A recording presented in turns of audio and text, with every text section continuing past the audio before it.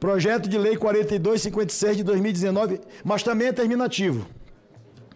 Então é preciso que os senadores votem nominalmente. Altera a Lei número 10.826, de 22 de dezembro de 2003, para autorizar o porte de arma aos agentes de segurança socioeducativos e dar outras providências. O autor é o senador líder Fabiano Contarato, relator é o senador Espiridião Amin. O relatório é pela aprovação do projeto das emendas número 1 da CDH, 2 da CDH e 4, e pela rejeição da emenda número 3 e também das emendas número 5 a 8. A matéria foi apreciada pela Comissão de Direitos Humanos e Legislação Participativa.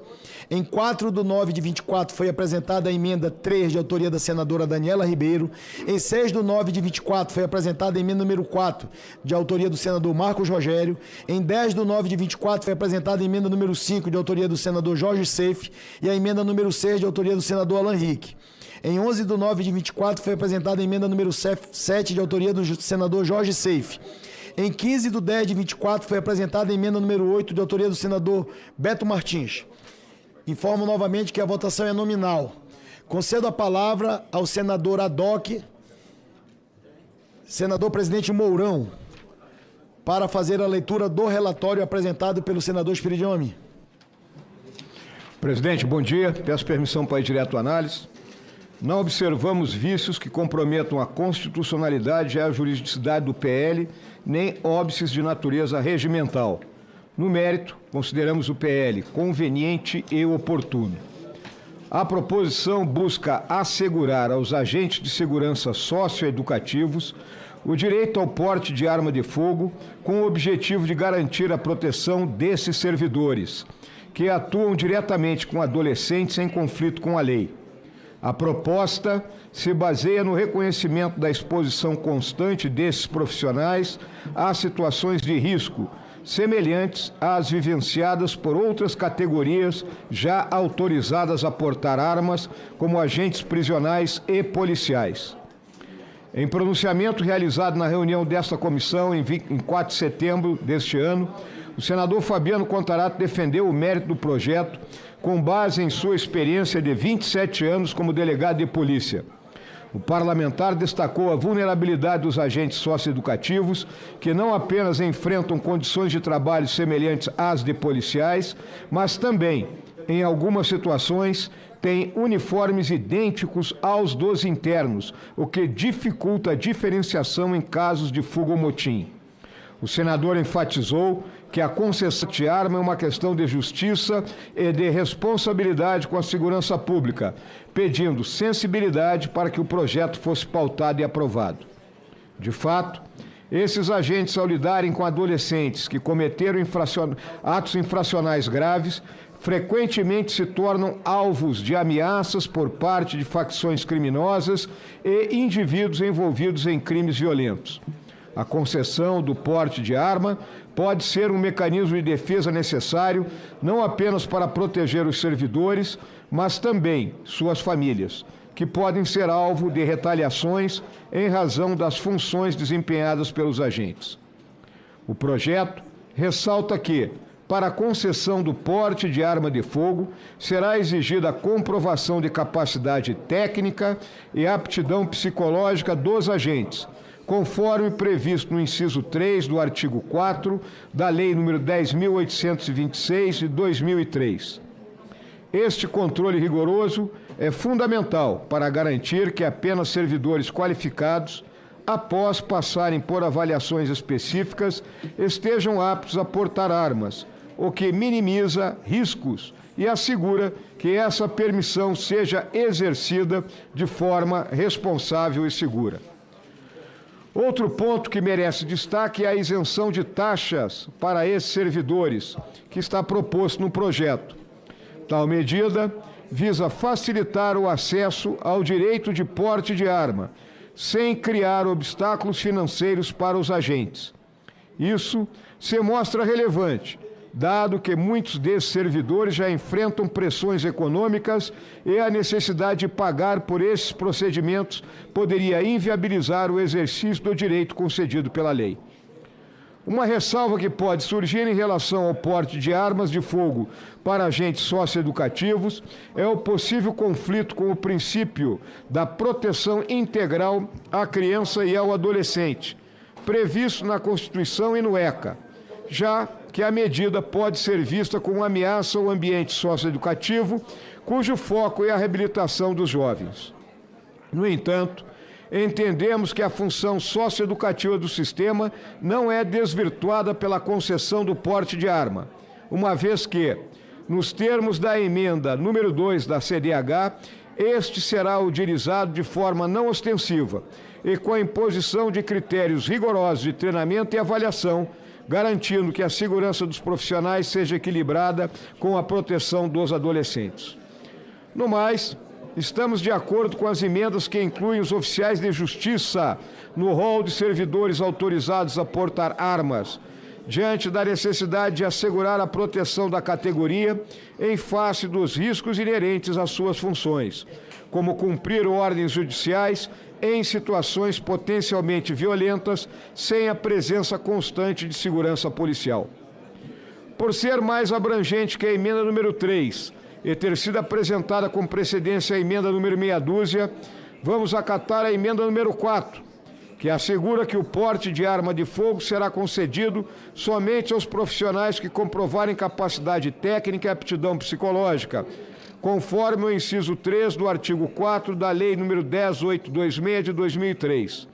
Além disso, a emenda prevê a isenção das taxas para o porte de arma e excepciona a limitação de idade para a aquisição de armas de fogo, medidas importantes para viabilizar a alteração legislativa pretendida.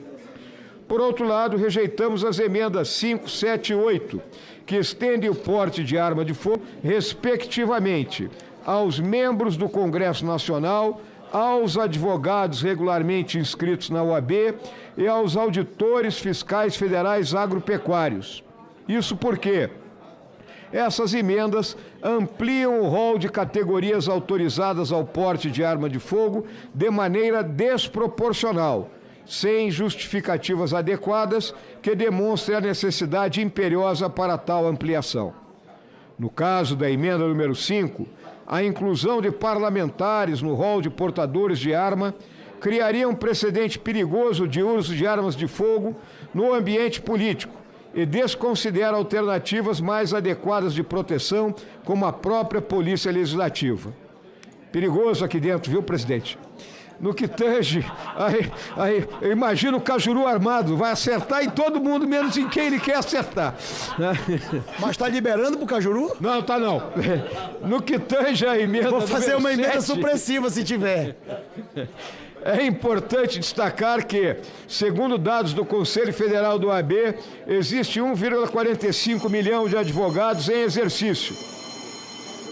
Esse número expressivo revela que a concessão de porte de arma de fogo para uma categoria tão numerosa aumentaria significativamente o risco de uso indevido, sem que existam evidências concretas de que o porte de arma seja necessário para o exercício da advocacia.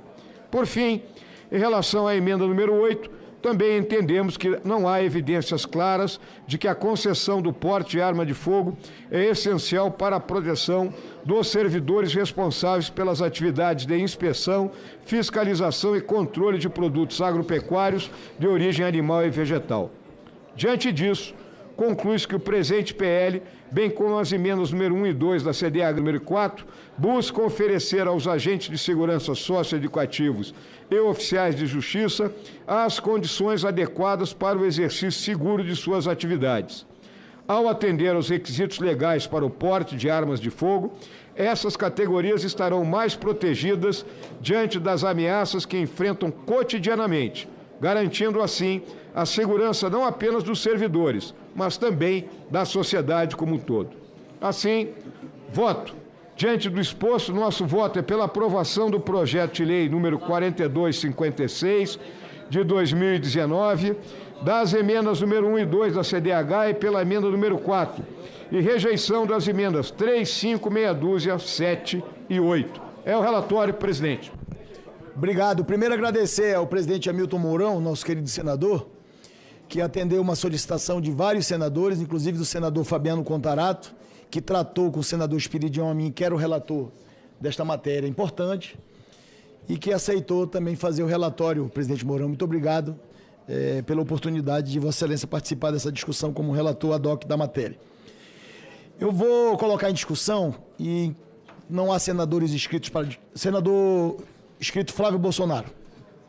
Presidente, só para manifestar minha posição, obviamente, favorável ao projeto de lei que concede o porte de arma aos agentes do sistema socioeducativo, favorável à inclusão pelo relator também nesse rol os oficiais de justiça, todos passando, obviamente, tendo que cumprir os requisitos legais, que não são poucos e não são fáceis de serem cumpridos, que estabelece a Lei 10.826, né, que é o chamado Estatuto de Desarmamento. Mas eu quero aqui manifestar minha posição favorável às emendas 5 e 7.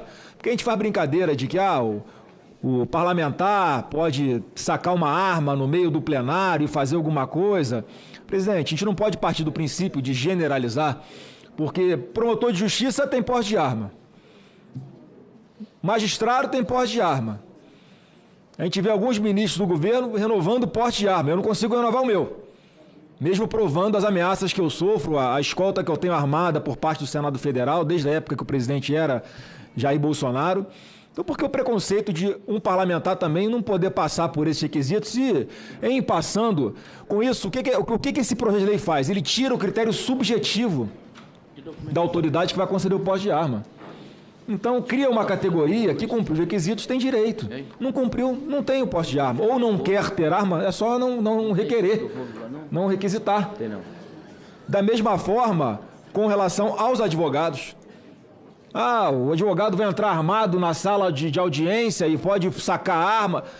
Olha, isso pode acontecer hoje. E mais, advogados são vítimas constantemente de assassinatos em razão da sua atuação. Acabou de acontecer, conversava aqui com o senador Castelar, no Rio de Janeiro, em frente à sede da Ordem dos Advogados do Rio de Janeiro, em frente, na calçada. A foto do corpo estendido no chão pega o símbolo da OAB na entrada do prédio da Ordem, no Rio de Janeiro.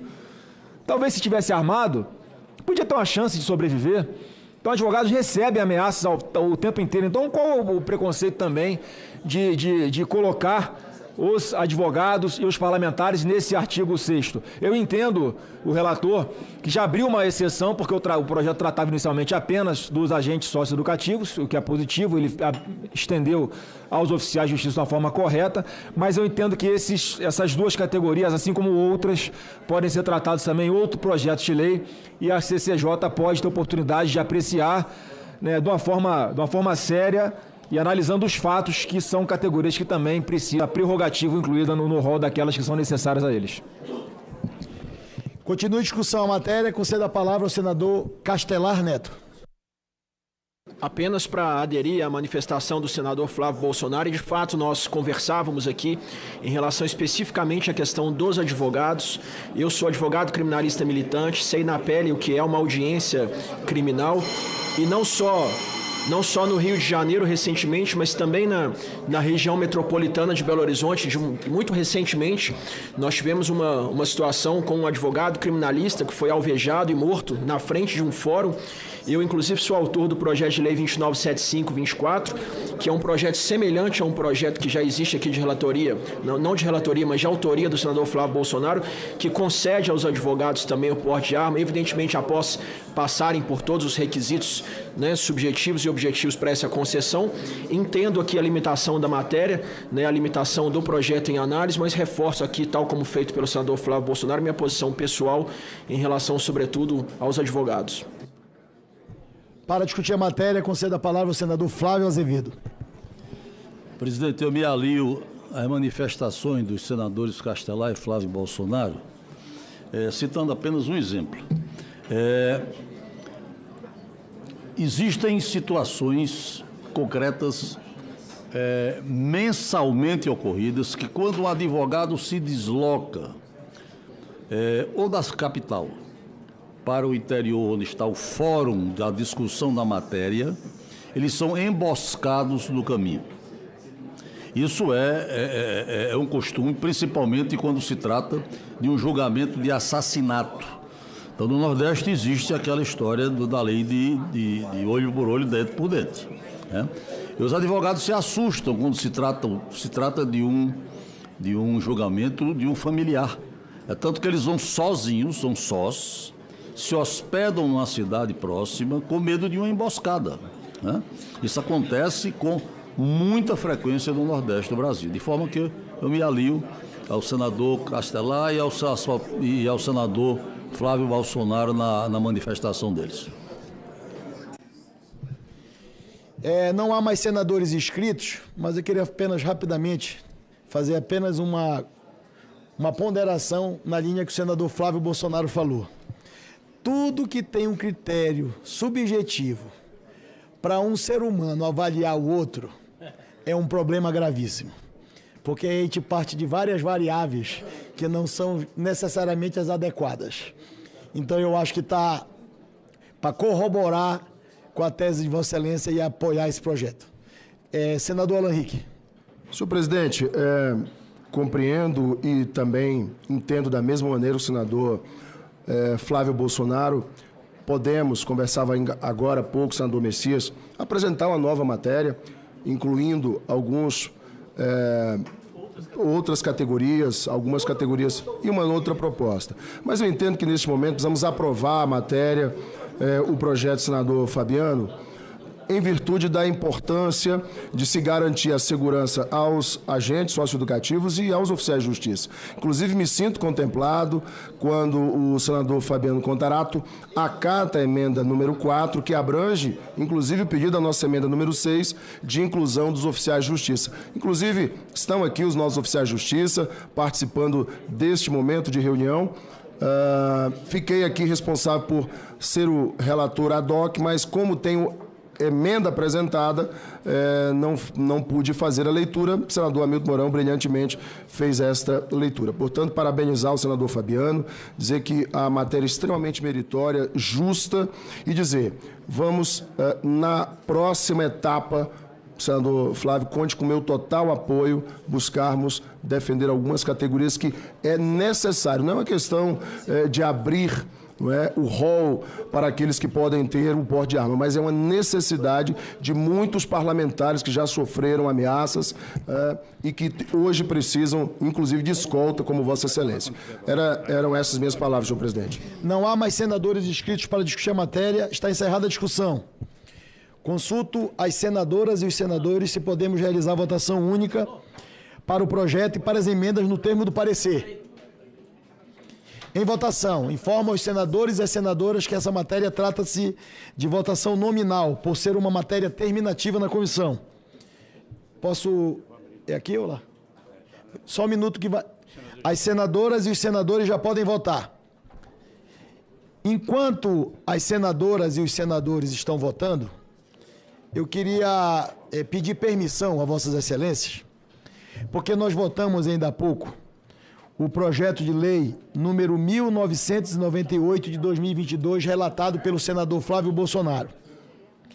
Eu recebi um telefonema da secretaria e da assessora do senador Magno Malta, que não está conseguindo acessar o nosso sistema, mas me disse que isso é uma luta dele de muitos anos e fez um apelo para que eu pudesse tentar colocar ele rapidamente para apenas fazer uma manifestação em agradecimento à votação dessa matéria.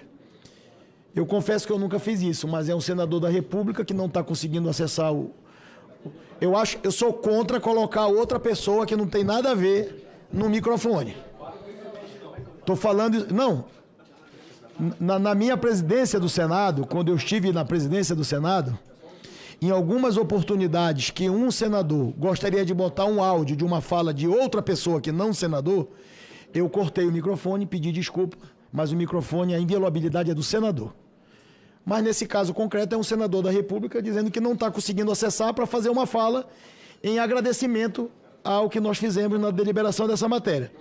Então eu vou ligar e vou tentar para que o senador Magno Malta, que é um parlamentar que foi eleito e que deseja falar, para ver se ele consegue, enquanto nós estamos votando aqui. Senador Magno Malta, eu vou tentar colocar aqui.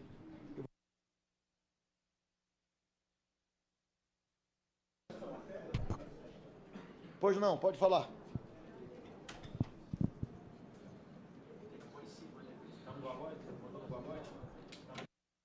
Voz? É porque eu estou tentando colocar ele, mas ao mesmo tempo estou arrumando jeito de não colocar. Para atender os dois, entendeu?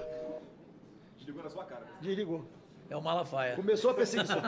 É o Malafaia. Mas enfim, nós estamos aí em processo de votação. Senhor presidente, eu poderia me manifestar, por gentileza? Com a palavra o senador Fabiano Contarato.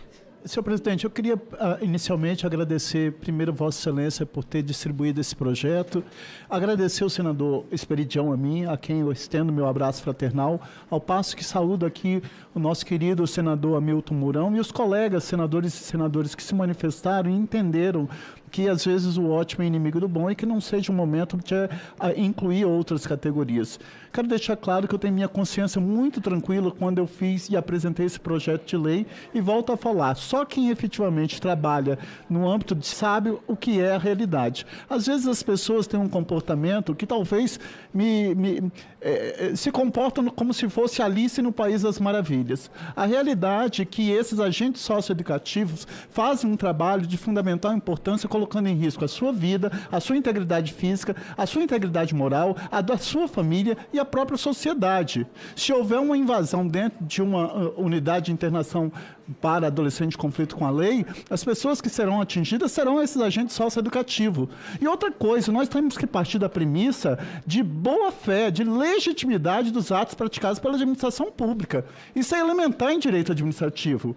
Presume-se não um mau uso. Para o pior criminoso, nós temos a presunção de inocência. Ninguém será considerado culpado até o trânsito julgado da sentença penal condenatória. Quem dirá para um agente socioeducativo? Eu não posso partir da premissa de que ele vai fazer o uso inadequado, porque se ele assim o fizer, ele vai ser responsabilizado penal, civil e administrativamente. Agora, nós não podemos inverter essa lógica. Nós não podemos nos deixar seduzir por um discurso de que isso vai abrir a porteira porque vai outras categorias. Não! Para isso que existe o processo legislativo, para isso que existe o sistema bicameral, para isso que existe Comissão de Constituição e Justiça, para isso que existe audiência pública. Agora, eu não posso deixar de entender que a minha função como missão na minha vida é ser professor de Direito Penal e Processo Penal e ser delegado por 27 anos. Eu estou como senador. Agora, eu tenho que corrigir essa injustiça que esses servidores passam pelos rincões do Brasil defendendo a sociedade. Porque segurança pública é direito de todos, mas é dever do Estado. E se o Estado avocou para si a persecutio crimes, o direito de penalizar para evitar a justiça privada, ele tem que dar garantia a essas famílias, a esses servidores que estão lá, exercendo um ônus público, uma função pública com dignidade. Por isso que eu concordei, inclusive também, com a inserção nesse contexto, nesse momento, dos oficiais de justiça. E volto a falar para a sociedade brasileira. Não estamos aqui deliberando e concedendo porte de arma ostensivamente. Ele vai ficar oculto, vai ter que ter preparo, vai ter que ser capacitado com a capacidade inerente ao Estatuto do Desarmamento, que é a Lei 10.826. Aí sim nós teremos uma responsabilização ainda mais efetiva naquela garantia constitucional que está expressa no artigo 144, segurança pública é direito de todos e dever do Estado. Eu quero parabenizar e agradecer os trabalhos que todos os agentes socioeducativos desempenham na sua função, protegendo as nossas vidas, porque vai ser policial, vai ser um agente socioeducativo, vai ver o impacto que você sofre na sua família.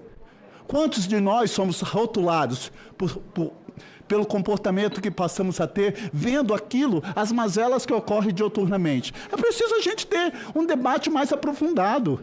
Eu já falei isso aqui e falo em outras vezes, porque foi publicizado. Passou da hora, eu sou contra reduzir maioridade penal, mas passou da hora da gente dar um tratamento mais adequado, aumentando o período de internação para adolescente de conflito com a lei. Ora, adolescente de conflito com a lei, que praticou ato infracional com violência ou grave ameaça à pessoa ou equiparado hediondo, eu não posso conceber que ele vai ter, no máximo, 3 anos de internação. É essa realidade que nós temos. No Espírito Santo, um rapaz de 17 anos entrou dentro de uma escola e metralhou não sei quantas pessoas.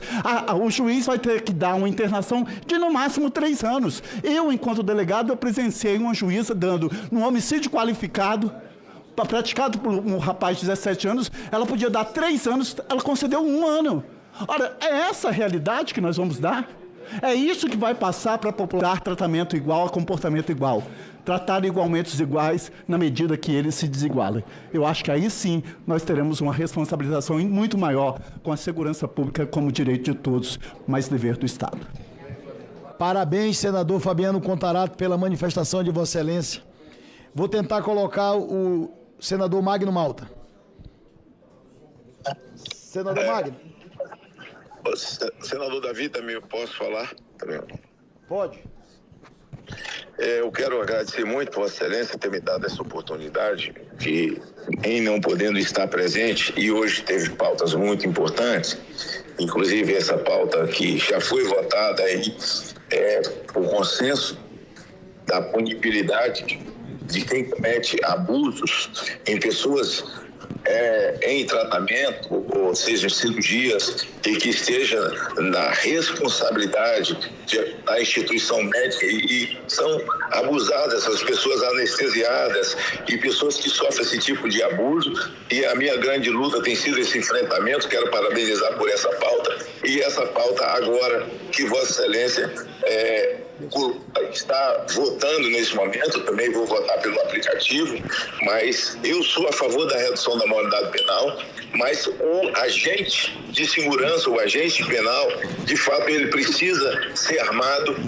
Ele armado é preparado, tem que estar preparado. Ninguém pega em arma sem ter treinamento. E eu estava ouvindo aí o senador Contarato falando a respeito desse tipo de procedimento, e concordo plenamente. Discordo na questão da redução da maioridade penal. Sou a favor da redução, até porque esses caras não são crianças. Um homem de 16 anos vota, e ninguém vira bandido de alta periculosidade dentro da penitenciária. Ele vira dentro dessa instituição chamada de ressocialização, que é a escola técnica do crime. Quando ele faz 18 anos, ele já é bandido. Ele já é bandido, ele já queimou ônibus, já queimou, tinha um acidente de pneu, ele já assassinou com 16, com 15, com 17 anos de idade. Então vou registrar o meu voto para que os agentes possam realmente proteger as suas vidas. A rebelião dentro desse tipo de presídio, que se chama centro de ressocialização, e não é, eles são absolutamente violentos, e essas pessoas correm risco de vida. Não imagino, com todo respeito ao argumento do senador Fabiano, que o aumento de pena de 3 anos para 4, e ele citou aí um caso de uma juíza que reduziu para 1, e a gente sabe como essa situação é tratada de forma ideológica. A maioria dos assaltos ocorridos na rua hoje, os chamados pequenos crimes, em que o ministro Lewandowski quer chamar de humanização, acontece por indivíduo abaixo de 18 anos de idade, 16 anos de idade, acreditando que não vai haver punição, na impunibilidade. Por isso, senador, eu vou votar a favor. Agradeço Vossa Excelência ter aberto para mim, e parabenizar também por esse projeto muito importante de punição a toda e qualquer pessoa que acusa de uma pessoa em estado vulnerável de forma consciente do alto da sua tara para se autossatisfazer. De maneira que está de parabéns à nossa comissão, está de parabéns à condução e à pauta de Vossa Excelência. Muito obrigado pela oportunidade. Muito obrigado, senador Magno Malta. Conseguimos fazer a manifestação de Vossa Excelência dentro do tempo regimental. O Senado já concluiu a votação. Está encerrada a votação.